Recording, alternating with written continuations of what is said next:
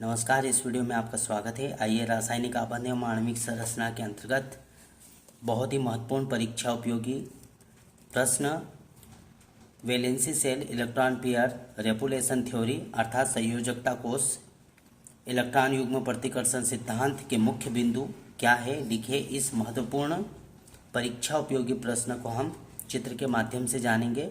पुनः जान सकते हैं valency shell electron pair repulsion theory, या हम इसे हिंदी में कह सकते हैं संयोजकता कोष इलेक्ट्रॉन युग्म प्रतिकर्षण सिद्धांत के 3 मुख्य बिंदु क्या है, लिखे। इसको हम चित्र के माध्यम से जानेंगे। तो आइए प्रथम सिद्धांत को हम जानें। तो किसी अणु के केंद्रीय परमाणु में संयोजकता कोष से इलेक्ट्रॉन युग्म भरे हुए ऑर्बिटल त्रिविम में इस प्रकार व्यवस्थित होते हैं कि उनमें न्यूनतम प्रतिकर्षण और अधिकतम स्थायित्व हो। उदाहरण के माध्यम से जानें, जैसे NH3 अणु की आकृति। किसी अणु, जैसे अणु यहाँ पर NH3 का अणु, किसी अणु के केंद्रीय परमाणु जैसे नाइट्रोजन, किसी अणु के केंद्रीय परमाणु में संयोजकता कोष में इलेक्ट्रॉन युग्म से भरे हुए ऑर्बिटल त्रिविम में इस प्रकार व्यवस्थित होते हैं कि उनमें न्यूनतम प्रतिकर्षण और अधिकतम स्थायित्व हो। तो हम पहले नियम को हम चित्र के माध्यम से समझेंगे, पुनः समझ सकते हैं। इस सिद्धांत के अनुसार किसी अणु, जैसे ये NH3 का अणु, किसी अणु के केंद्रीय परमाणु के संयोजकता कोष, ये संयोजकता कोष में इलेक्ट्रॉन युग्म से भरे हुए ऑर्बिटल है। संयोजकता कोष में इलेक्ट्रॉन युग्म से भरे हुए कक्षक या ऑर्बिटल त्रिविम में इस प्रकार व्यवस्थित रहते हैं कि वे परस्पर एक दूसरे से अधिकतम दूरी पर रहें, जिसमें वो न्यूनतम प्रतिकर्षण व अधिकतम स्थायित्व प्राप्त हो। अर्थात अधिकतम स्थायित्व प्राप्त करने के लिए इलेक्ट्रॉन युग्म से भरे हुए ऑर्बिटल त्रिविम में इस प्रकार व्यवस्थित होते हैं कि उनमें न्यूनतम प्रतिकर्षण और अधिकतम स्थायित्व हो। तो पहला नियम हमने जाना, इसी चित्र के माध्यम से हम आगे जानेंगे। दूसरा,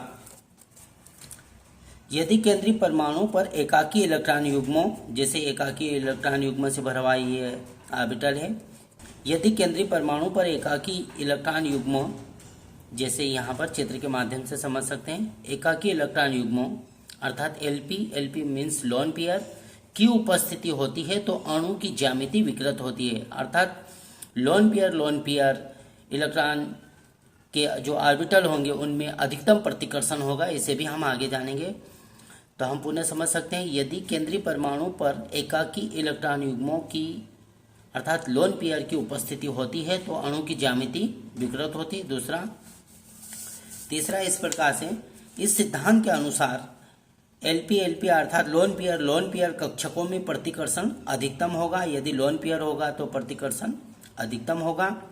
लोन पेयर बॉन्ड पेयर इस प्रकार से, जैसे ये लोन पेयर और ये बॉन्ड पेयर, लोन पेयर और बॉन्ड पेयर में प्रतिकर्षण लोन पेयर की तुलना में कम होगा एवं बॉन्ड पेयर कक्षकों में प्रतिकर्षण सबसे कम होगा। जैसे ये बॉन्ड पेयर और ये बॉन्ड पेयर कक्षकों में प्रतिकर्षण सबसे कम होगा।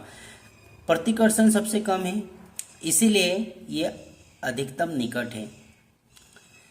यदि हम अन्यत्र कोई दूसरा उदाहरण लेते हैं जिसमें लोन पेयर कक्षक होते, यहाँ पर केवल एक ही लोन पेयर है, अतः हमको लोन पेयर कक्षकों में अधिकतम प्रतिकर्षण का चित्र स्पष्ट तौर पर इस चित्र के माध्यम से नहीं समझ सकते, अतः लोन पेयर और बॉन्ड पेयर को समझ सकते हैं। Lone pair and bond pair कक्षक होंगे तो उनमें प्रतिकर्षण लोन पेयर कक्षकों की तुलना में कम होगा और बॉन्ड पेयर कक्षकों में प्रतिकर्षण सबसे कम होगा।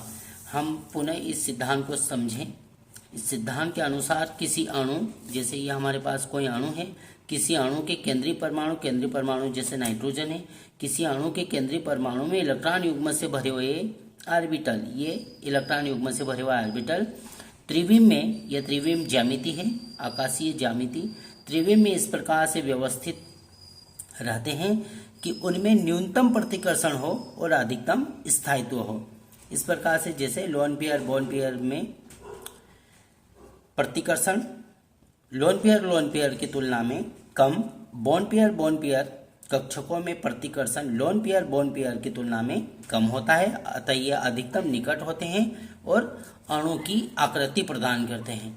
इस प्रकार से अणु की ज्यामिति किस आधार पर होगी, किस प्रकार से त्रिविम व्यवस्था होगी, ये valency shell electron pair repulsion theory सिद्धांत के आधार पर हम समझ सकते हैं। इस प्रकार से हमने इस नियम को चित्र के माध्यम से जाना। धन्यवाद।